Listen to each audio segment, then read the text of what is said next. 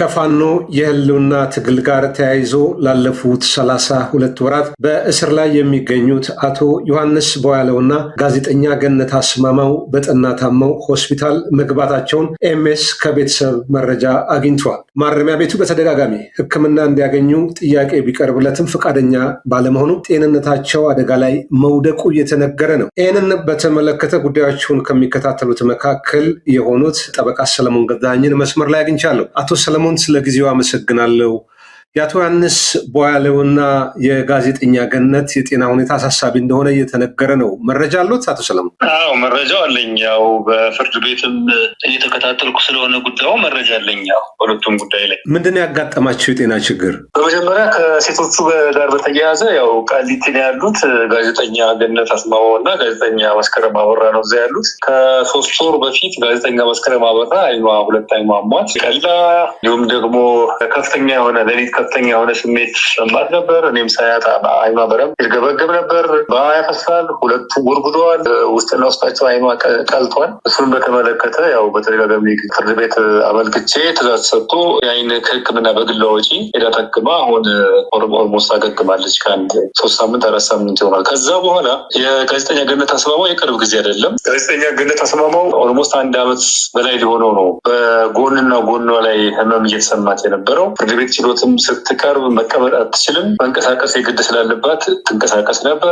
የኩላሊት አይነት ስሜት ነበር በፊትም እኛም ሌላ ሰው የሚላት የነበረው እና ለ1 ዓመት ከምናምን ያህል ያው በጸበልም በምንም እያለች ነበር ስተቀም የነበረው። ሆኖም ግን ከዛሬ ወር በፊት በጣም ብሷት የነበረ እና እኔም ሄጄም ቃሊቲ ማረሚያ ቤትም ሳናግራት እንዲህ ወደ ጎን ሸፋት ብላ ነበር የምትቀመጠው። ከፍተኛ ስቃይ ውስጥ ነበረች የዛሬ ሳምንት። ከዛም በኋላ ማረሚያ ቤቱ በተደጋጋሚ ጠይቃ ነበር እዛ ሕክምና እዛ ውስጥ ያለው ሕክምና ቀላል ያው ውስጥ ሕክምና ያደረጉልኝ ለምትለው ግን ምንም ለውጥ የለም ነበር። ተደጋጋሚ ጊዜ ውጭ ልታከም ስትል አይ ሕክምና ማረሚያ ቤት አለ እያሉ ብዙ ጊዜ አቆይተዋታል። በመጨረሻ ግን ያው የሰበር ውሳኔም የሰጠበት ስላለ አንድ በሽብር የተከሰሰ ሰው ሕክምናው የማረሚያ ቤቱ ሕክምና በማረሚያ ቤቱ ሕክምና ላይ ጥርጣሬ ካለው በሌሎች ነገር ጥርጣሬ ካለው በግል ወጪ የማታከም መብት አለው ብሎ አስገዳጅ ትርጉም የሰጠው ነበር የሰበር ፍርድ ቤት። በዛ መሰረት ፍርድ ቤቱ ከዛሬ 2 ዓመታት ጀምሮ በግል ልታከም የሚል አቤቱታ ሲቀርብ ትዕዛዝ ይሰጣል። ማረሚያ ቤቱ ግን አይወስድም። እኛ መልስ የሚሰጠውም ለፍርድ ቤቱ አይ እኛ ራሳችን እናሳክማለን የሚል ነበር። በዛ ግብግብ ነው ያቺ አስገዳጅ ውሳኔ መጣ።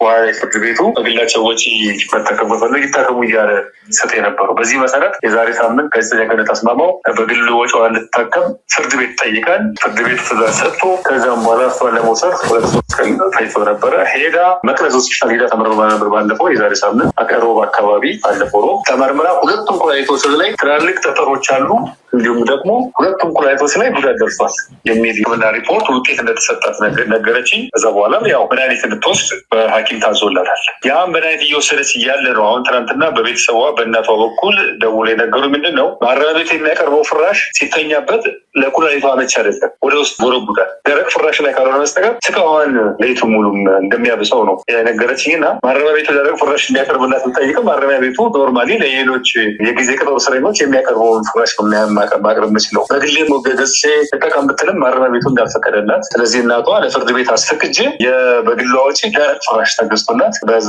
ለኩላሊቷ ተስማሚ የሆነ ደረቅ ፍራሽ ተመሳሳይ የማረሚያ ቤቱ አይነት ፍራሽ ግሏ ወጪ ገዝታ እንጠቀም ዛሬ ለፍርድ ቤት አቅርቤያለሁ። ስለዚህ ገነትም ያው በዚህ መልኩ ነው ያለች፣ በጣም ታማለች። የተከበሩ አቶ ዮሐንስ ቦያለው በተመለከተ ሌላ ህመም ነው፣ በፊት ከነበረ ህመም አይደለም። እዚህ ማረሚያ ቤት ከመጡ በኋላ ነው። ይሄ ከአንገታቸውና ጀርባቸው አካባቢ የሚያገናኘው ጅማት ነገር የተበጠሰ ነው የሚሉት። ይሄ እጃቸው ማንሳት አይችሉም፣ ሰላም ማለት አይችሉም። በጣም የህመም ስሜት ነበረባቸው። ስለዚህ ማረሚያ ቤቱ አሁንም በማረሚያ ቤቱ የተደረገው ሕክምና ምንም ነገር ውጤት አላመጣላቸው። ስለዚህ ምንድነው የሆነው? ያው እንደተለመደው በፍርድ ቤት የዛሬ 2 ሳምንት 3 ሳምንት በፊት ትዕዛዝ ሄዶ እንዲታከም ዳኑ የአጥንት ሕክምና በግል ወጪ ሄዶ እንዲታከም አቤቱታ አቅርቤ፣ ሆኖም ግን ማረሚያ ቤቱ በተለያዩ ምክንያት ፍርድ ቤቱ ትዕዛዝ ቢሰጥም ማረሚያ ቤቱ የተለያዩ ምክንያቶች በአጃቢ ጥረት አለብኝ እና የተለያዩ ምክንያቶችን በማቅረብ ኦልሞስት 2-3 ሳምንት ሳይወስደው ነበር የቀረው። ባለፈው ሳምንት ግን ዳኑ ሆስፒታል ሄዶ ይሄ ያለበት እንትን በዚህ በፊዚዮቴራፒ ሊመለስ የማይችል እና ኦፕራሲዮን መደረግ እንዳለበት ተነግሮት እሱን እየተጠባበቀ እየሄዳለ ነው ዮሐንስ ቦያለው ላይ ነገረኝ። ያው ቀጣይ እንግዲህ ኦፕራሲዮን መሆን እንደሚችል ነው። እንግዲህ እንዴት ነው ኦፕራሲዮን የሚሆነው የሚለውን ነገር ግን ወደፊት እናየዋለን። ይሄ ነው ያለው ኢንፎርሜሽን። አቶ ዮሐንስ በራሳቸው የግል ወጪ ነው ሕክምናውን የሚያደርጉት። ኦፕራሲዮኑም ምናልባት በማረሚያ ቤት የሚደረገው ሕክምና በቂ ስላልሆነ ይህንንም ኦፕሬሽኑም ሌሎች ወጪዎች በግላቸው የሚያወጡት ነው ማለት ነው። በግል ነው። በማረሚያ ቤቱማ በቃ የራሴ ሕክምና ተቋም አለኝ። ውስጥ ማረሚያ ቤት አለ። ያው የውስጥ ሕክምና ካልሆነ ያው ፖሊስ ሆስፒታል ነው። ስለዚህ አልሆን ስላለ ነው በማረሚያ ቤት በኩል የሚሰጠው የሕክምና አገልግሎት ከህማቸው አላሽ ስላላቸው ነው በግላቸው እንጂ አሁን ገነት አስማማው ኦልሞስት ከህመሙ የተነሳ የዛሬ ዓመት ነው ቀስ እያለ ነው እንግዲህ እንትን ያላት። አሁን መሄድ ሳትችል ስትቀር በመተኛትም ጎኗን መተኛት አላስችል ሲላት የህመሙ ስቃይ ሲበዛባት ነው አሁን በፍርድ ቤት ትዕዛዝ በግል ልታከም ያለችው። ምክንያቱም በተደጋጋሚ ጊዜ እዛው ማረሚያ ቤት ውስጥ ባለ የህክምና ተቋም ሄዳለች። ምንም ለውጥ የለውም፣ ህክምና የሚሰጠውም ህክምና ለህመሚያ በቂ አይደለም በሚል ነው ያንን ትዕዛዝ እንዲሰጥላት እና በግል ወጪ ታከመች። በጣም ጥሩ አመሰግናለሁ። ጉዳዩን እንከታተላለን። የማረሚያ ቤቱን ምላሽ የሚሰጠን ከሆነ እናካትታለን። አቶ ሰለሞን ገዛኸኝ በዚህ ጉዳይ። በተያያዘ ዜናም ዶክተር ሲሳይ አውግቸው ዛሬ ፍርድ ቤት ቀርቦ ብይን መሰጠቱ ታውቀው ነበር። ይህንን በተመለከተ አቶ ሰለሞን የፍርድ ሂደቱን ማብራሪያ ይሰጡናል። አቶ ሰለሞን ከይቅርታ ጋር ይቀጥሉ። ዶክተር ሲሳይ አውግቸው ከዚህ በፊት የካቲት 16 ከ23 ተከሳሾች ውስጥ 2 ተከሳሾችን አንቀጽ ተቀይሮ አዲስ ዋስትና ክርክር አድርገን ነበረ።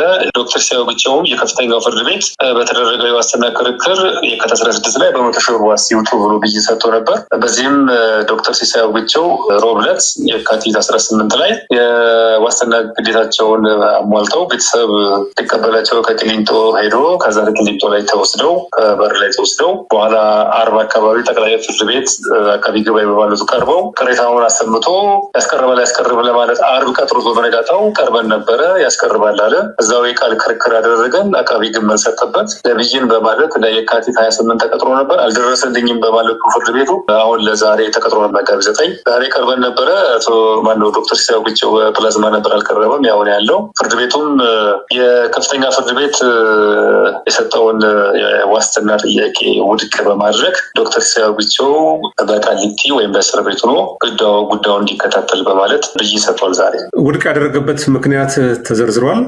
ውድቅ ያደረገበት ምክንያት ምንድነው? የከፍተኛው ፍርድ ቤት የሰጠው የዋስትና ምክንያቶች በቂና አሳማኝ አይደሉም። ከዛ ውስጥ አንዱ ዶክተር ሲሳይ አውግቸው ምንም እንኳ ቀድሞውኑ በአንቀጽ 3(2) ተከሰሰ ቢሆንም እና በኋላ ላይ ወደ አንቀጽ 9 ሊቀየርለትም ከተከሰሰበት የወንጀል አይነት ባህሪና እንዲሁም ደግሞ ወደፊት ይህንን የፈጸመ የተባለውንም ወንጀል ለመከላከል ያለው ዕድል ጠባብ በመሆኑ የሚሉና ሌሎችንም ምክንያቶች በማቅረብ ፍርድ ቤቱ የከፍተኛ ፍርድ ቤትን የዋስትና ጥያቄ ሽሮት ዶክተር ሲሳይ አውግቸውን ወደ ቅሊንጦ ማረሚያ ቤት እንዲመለስ በማለት ትዕዛዝ ሰጥቷል። የፍርድ ሂደቱ ይቀጥላል ማለት ነው።